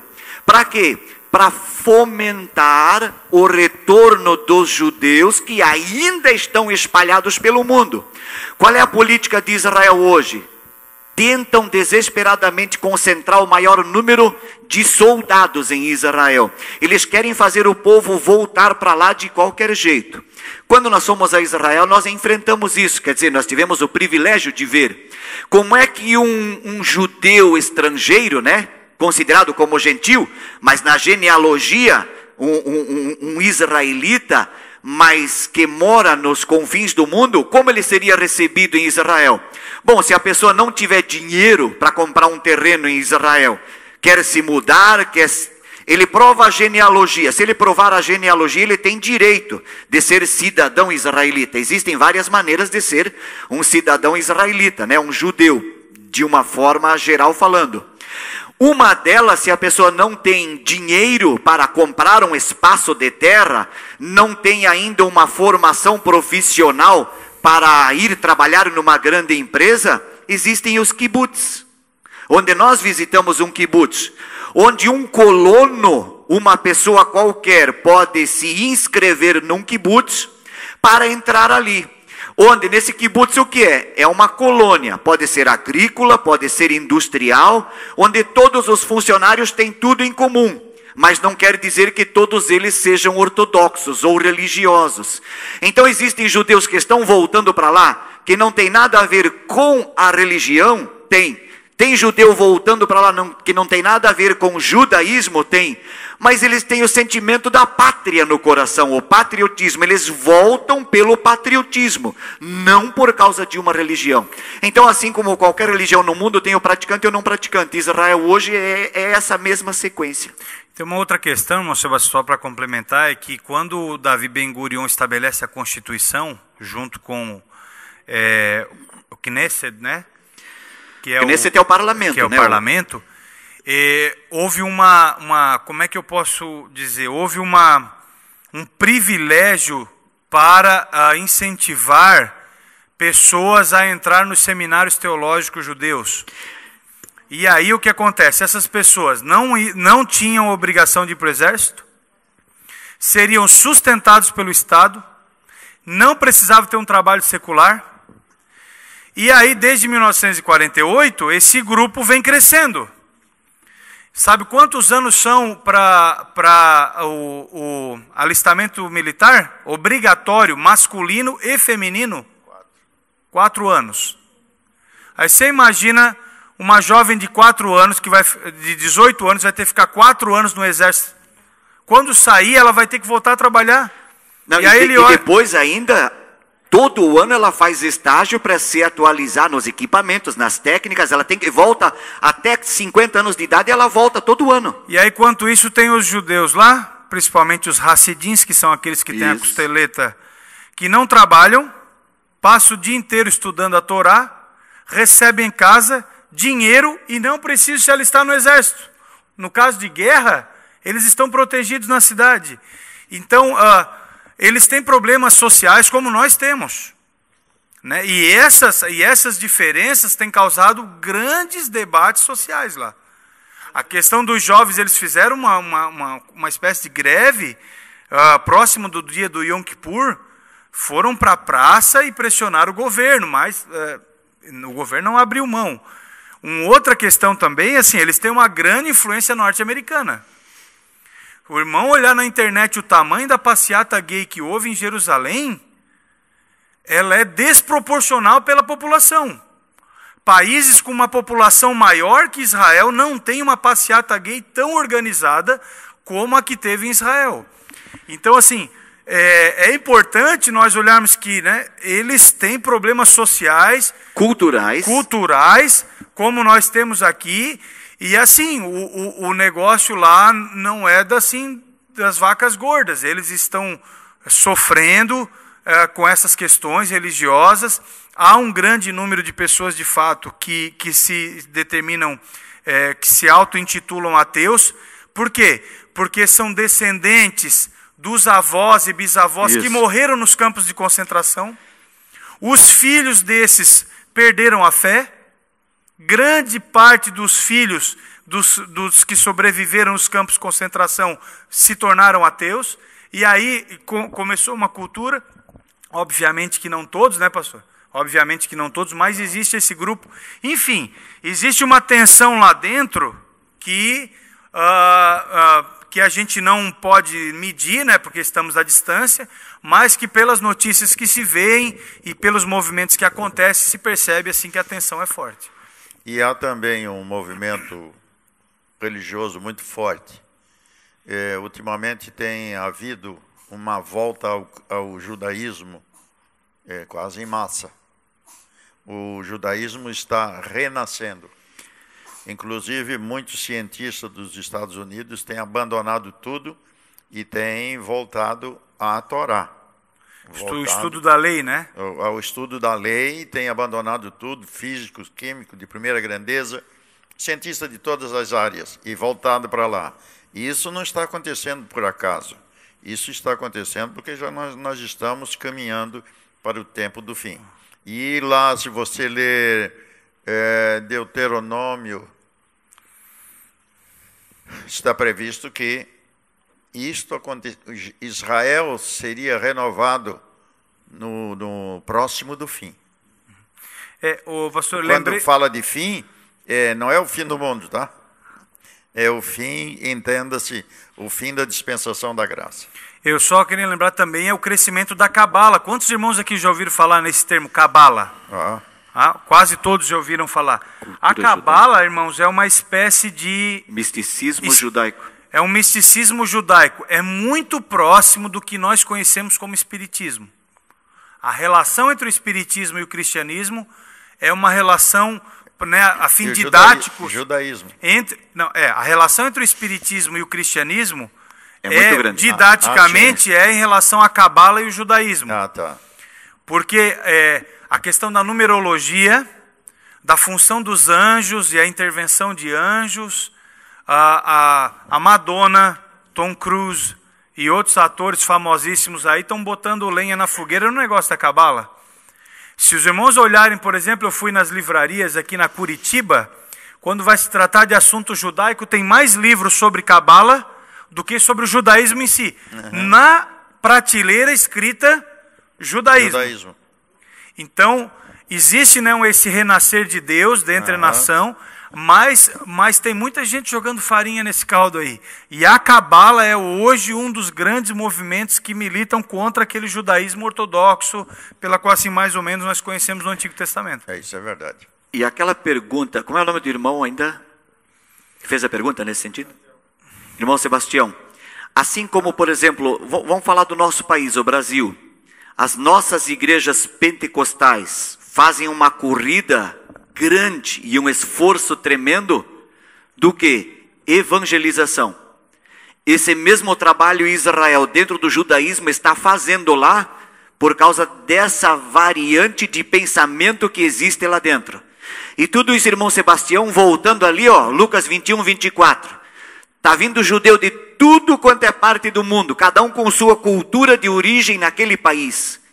E essa mistura de cultura também influencia, levando os judeus ortodoxos à loucura, num desejo de evangelização. Quer dizer, ganhar eles de novo, né? Assim como a gente comentou. Tem ateu, tem o praticante da cabala, tem o camarada que literalmente não dá bola para nada, não é nada, nem ateu, nem... Tá lá. Tá tudo junto e misturado ali, né? Isso. Só existe uma coisa em comum em todos estes. Aí pode ser o ateu, pode ser o praticante da cabala, pode ser o ortodoxo. Só uma coisa é comum a todos: o sentimento patriótico por Israel. Isso ninguém arranca do coração deles. Aí você coloca todos eles na panela e são todos iguais.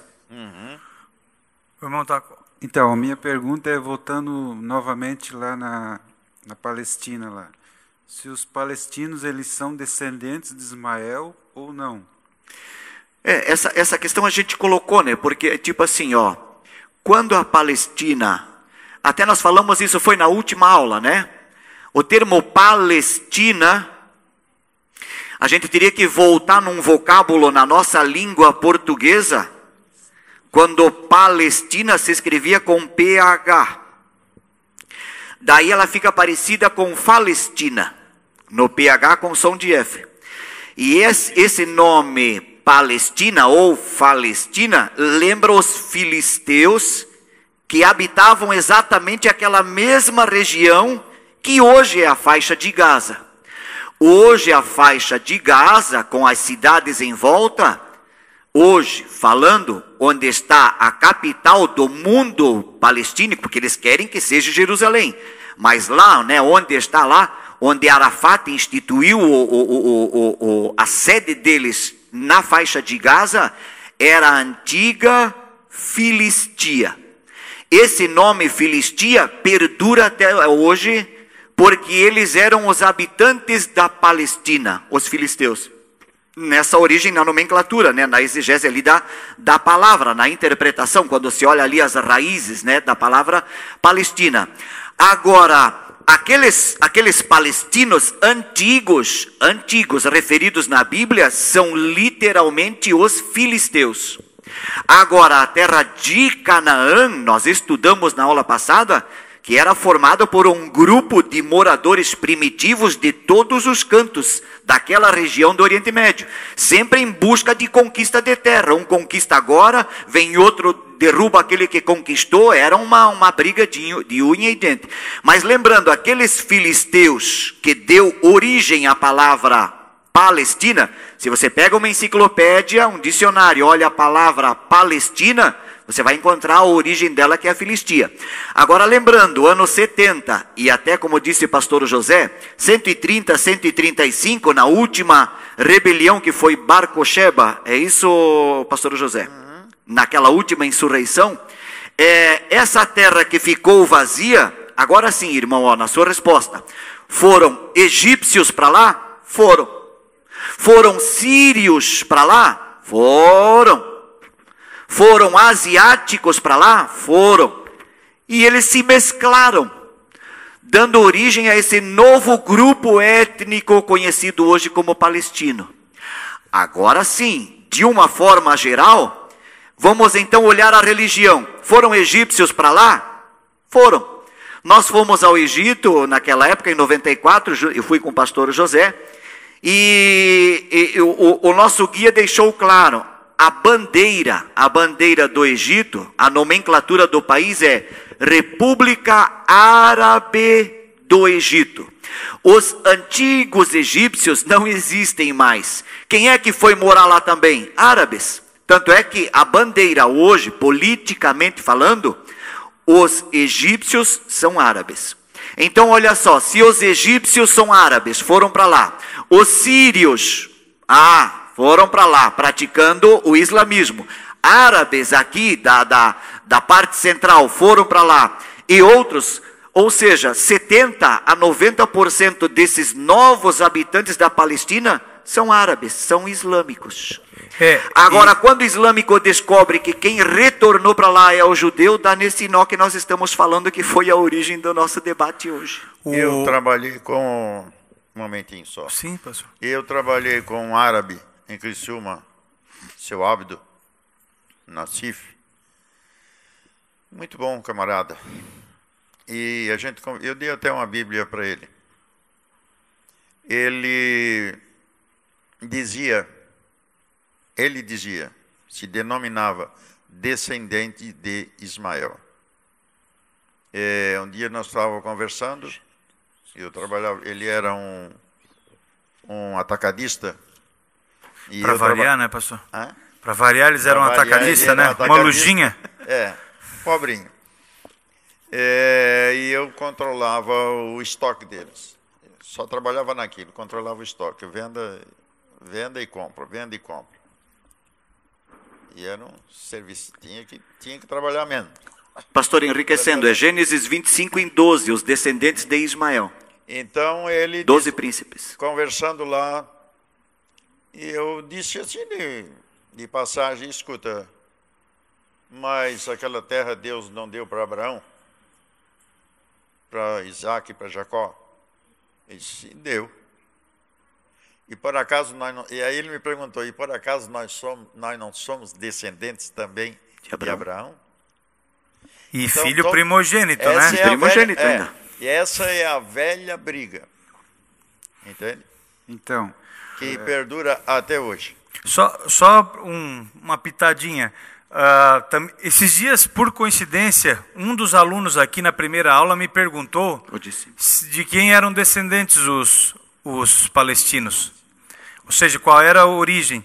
E eu fui buscar em alguns estudos assim específicos sobre essa questão das etnias, e o pastor está pleno de razão de que existem várias etnias, mas existe uma região aqui chamada Moab.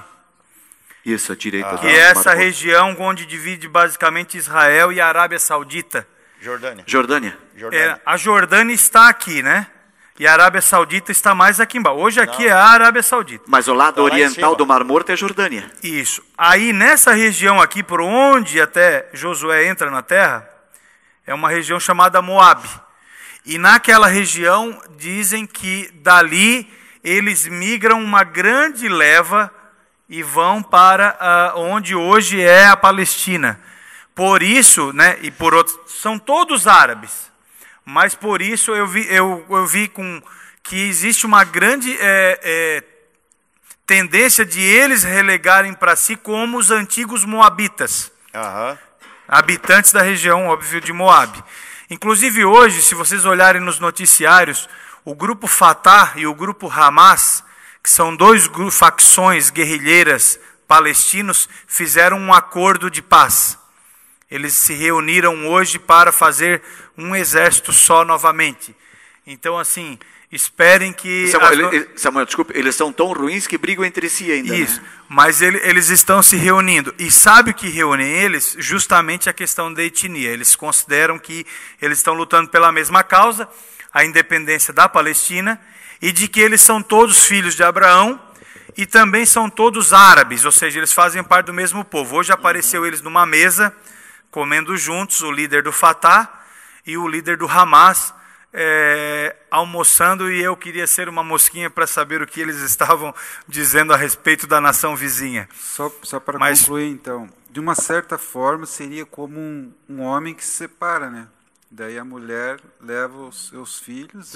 Filhos de várias mulheres. É isso aí. Isso. Aí ele entra pedindo, a mulher entra na justiça pedindo uma pensão e direitos à herança, né? Isso. Onde então o pai Abraão tem que pagar esse pato agora. E essa briga, ela nunca termina. Não. Ela vai... E a bênção de Deus está sobre Ismael, está lá em Gênesis. E eu abençoarei... Aqui, Gênesis 25:12. Os 12 príncipes filhos de Ismael. Acreditem, Deus tem um plano com esse povo. Tem. Se tem com os corintianos, por que não vai ter, né, com os árabes, né? Gente, a gente está nos últimos minutos. Quem gostaria de fazer mais alguma pergunta, alguma colocação? André, você não falou nada, André. O André ali que é o André. André veio com a camisa nova, tá de aniversário hoje, não. É verdade. Verdade, hoje é. Uma pergunta que não quer calar. Abre o teu coração, irmão Sebastião. Por que a prosperidade dos judeus? É trabalho ou é realmente bênção? Porque é bênção. Onde pisar a planta do vosso pé, isso será vosso.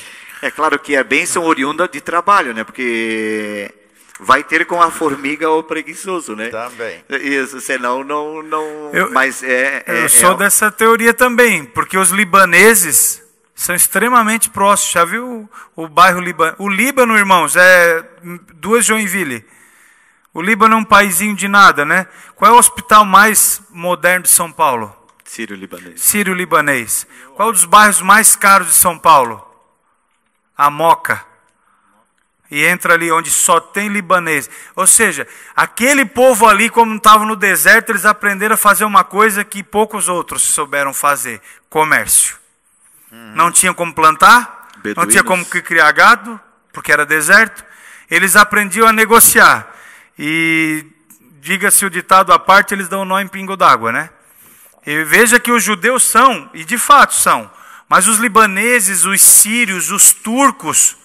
Vai nas lujinhas da 25 de março para ver como é que eles falam lá. Nas lujinhas fala tudo lujinhas. E aí você vai e não consegue nem entrar de frente, tem que entrar de lado, porque a loja tem 1 metro quadrado. Mas o cara mora num apartamento de 5, 6 milhões de reais. Então, aquele povo daquela região, os árabes e judeus, são exímios comerciantes. E isso fez deles muito prósperos. Claro, e de fato existe uma bênção de Deus sobre eles. Babilônia, quando os judeus foram escravos para Babilônia, 70 anos passados, aqueles que foram como escravos já eram, isso é história, eram comerciantes em Babilônia, eram banqueiros, eram fazendeiros. Daniel, parece que numa enquete, ele percebe que os 70 anos se acabaram. Ele pesquisa para ver quem quer voltar para Jerusalém para fazer a reconstrução. Resultado da pesquisa, ele vai orar angustiadamente, porque ninguém queria voltar para Jerusalém. Por quê? Porque fizeram as lojinhas. lá em Babilônia. E poucos retornaram de Babilônia, porque viraram senhores. Os dias que antecederam a Noite de Cristais, que foi a noite que irrompeu a perseguição contra judeus na Alemanha, antes ainda do Holocausto, a justificativa do partido nazi era justamente que a Alemanha estava pobre porque os judeus estavam ricos. E mais, irmãos, Lutero escreveu severamente contra os judeus. Lutero escreve contra os judeus palavras que foram usadas pelo partido nazista depois. Entende isso agora, né? Entende isso agora. Hitler usou Lutero para defender o Holocausto. A teologia de Lutero, né? É, a teologia de Lutero. Então, a questão ali é uma questão assim bastante complexa. Se você olha o final da vida de Lutero, você fica escandalizado. Como o pastor sempre fala. Final da vida de Lutero, eu fico escandalizado com as coisas que ele diz sobre o povo semita. Ele fala: arranque eles da casa deles, destruam as sinagogas. Ele manda fazer exatamente aquilo que o Hitler depois acabou fazendo. Você pode entrar lá, Lutero, no Wikipédia mesmo já tem alguns dados sobre o livro dele contra os judeus. Então, começou bem, mas terminou muito mal. Teve umas questões fundamentais aí que acabaram por colocar muita pimenta nessa sopa, né? Foi. Mas olha, nós falamos tanto hoje de Israel e de política, de economia, de história, de profecia, de escatologia, e tudo isso faz parte da geografia, né? Que é o sistema geopolítico, na qual aquele quadradinho lá né, Ezequiel 5:5. Do Ezequiel 5:5 diz respeito. Enfim, essa matéria, irmãos, ela é muito rica, e eu acredito que ela somou bastante, e vai somar principalmente na leitura dos irmãos agora nas Escrituras, porque, de fato, a gente tem que ter a noção de que nós somos brasileiros, e fora os afortunados que já estiveram lá, nós só conhecemos a nação à distância, né? E aí, diz a Kelly, né, que quer um dia ir para lá, e tem muitos de nós que queremos visitar e conhecer o país, mas nós estamos trabalhando nas Escrituras de um contexto que não é o nosso, né? E o conhecimento da geografia bíblica é fundamental para a interpretação das Escrituras, da teologia, e acredito que esse café atingiu, né, esse propósito, que foi, né, levar essa discussão um pouco mais à frente. O André tem mais uma colocação ali, André? Vamos lá. Cabe mais uma? Essa sim, a final, a cereja do bolo. A saideira, essa é uma boa. A saideira é de ímpio daí. Não, é cereja. Considerando isso que a gente comentou da volta dos levitas, na questão da lei, né, que os judeus eles se baseiam muito no Antigo Testamento, eu queria trazer à luz aqui a carta de Paulo a Efésios, capítulo 2. Ele faz um contraste aqui, ó. Eu vou lendo na NVI aqui. No versículo 11 ele fala o seguinte: portanto, lembrem-se de que anteriormente vocês eram gentios por nascimento e chamados incircuncisão pelos que se chamam circuncisão, feita no corpo por mãos humanas, e que, naquela época, vocês estavam sem Cristo, separados da comunidade de Israel, né? Ou seja, ele aqui faz essa distinção que a gente está discutindo aqui. No versículo 14, ele dá o contraste. Pois ele, Cristo, é a nossa paz, o qual de ambos, ou seja, gentios e Israel, fez um e destruiu a barreira, o muro de inimizade, anulando em seu corpo a lei, essa lei que a gente está discutindo que vai voltar a ocorrer, anulando seu corpo a lei dos mandamentos expressa em ordenanças. O objetivo dele era criar em si mesmo, dos dois, um novo homem, fazendo a paz e reconciliar com Deus os dois em um corpo, por meio da cruz, pela qual ele destruiu a inimizade. Paralelo a isso, o próprio texto de Romanos 11, que é 9 a 11 é tão usado para a questão da salvação de Israel, fala em uma oliveira, não fala em duas. Uhum. Então, como é que a gente pode entender isso que a gente discutiu, considerando isso que eu falei agora? Poxa, uma pergunta, né, simples. Se eu perguntasse que hora é, eu ia dizer, precisava de uma vigília para isso aí, né? Mas posso dar um tiro ali? Mas vamos lá, claro. Bom, primeiro, a oliveira é uma só, né? A origem de Deus querer uma nação para levantar a bandeira de Jeová, para que a bandeira de Jeová fosse vista por outras nações. Jeová não fez isso, escondeu a bandeira, queria a bandeira só para ela. Aí em Romanos, Paulo aos Romanos 11, 23 em diante, falando da única oliveira, Daí ele fala que Israel, que era o país que Jeová escolheu para levantar a bandeira, eles esconderam a bandeira. Resumo desse assunto: Deus foi na oliveira e cortou o ramo natural. Versículo 23, de 11. E enxertou, então tirou o ramo natural quem? O israelita. E enxertou, colocou o galho de zambujeiro, o gentil. Zambujeiro, uma árvore semelhante à oliveira, só que não tem fruto, e se tem, não é oliva. Qualquer pessoa, assim como o joio e o trigo. O joio é parecido com o trigo. Você pega um zambujeiro, coloca lá. Quem não conhece diz que é um galho de oliveira, mas é um zambujeiro. Qualquer conhecedor de agricultura bíblica, né, Antigo Testamento, sabe que pé de zambujeiro não. Então qualquer um poderia dizer, mas por que ele enxertou um galho de zambujeiro na oliveira? É louco, isso não funciona. Mas a continuação do 23, 11, 24, 25 diz que funcionou.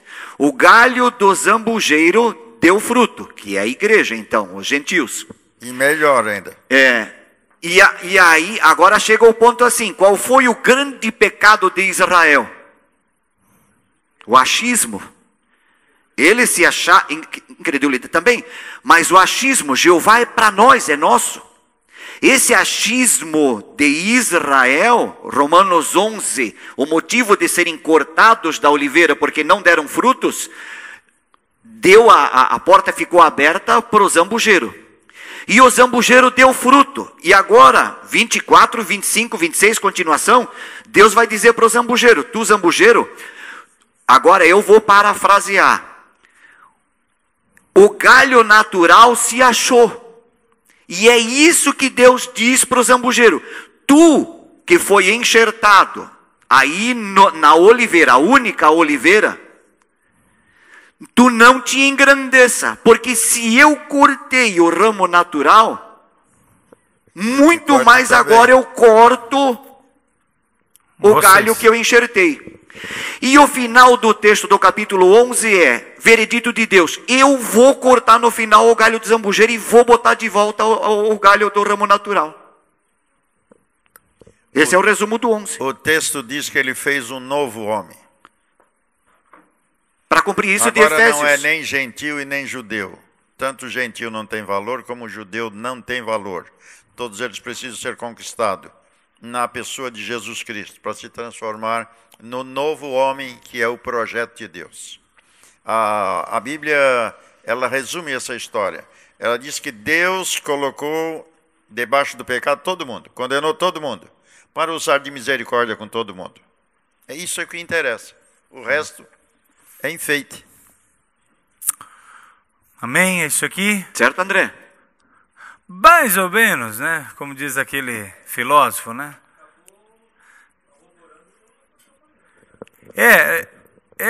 Mas é um assunto realmente assim que nós precisamos do...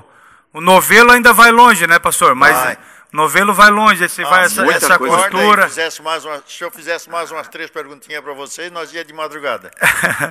Eu queria chamar o André aqui à frente e queria dizer assim, aproveitando essa data especial que é o aniversário dele, agradecer o André